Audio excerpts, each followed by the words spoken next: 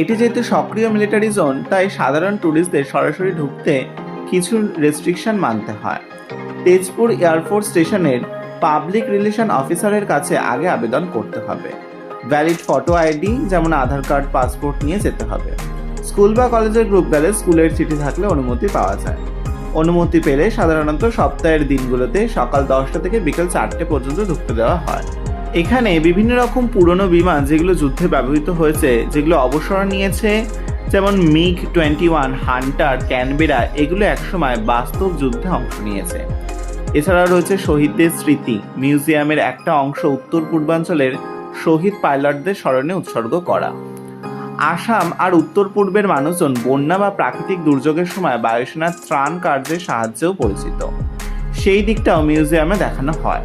Museum ঘুরে এই military ক্যাম্পের মধ্যেই একটা রেস্টুরেন্টে চলে এসেছি এখানে সকালের ব্রেকফাস্ট করার জন্য। এখানে পুরি ছাড়া আর কিছু তেমন পাওয়া যাচ্ছিল না, তাই আমি আর এখানে কিছু খেলাম না। চলুন সামনের দিকটা এবার এগোই।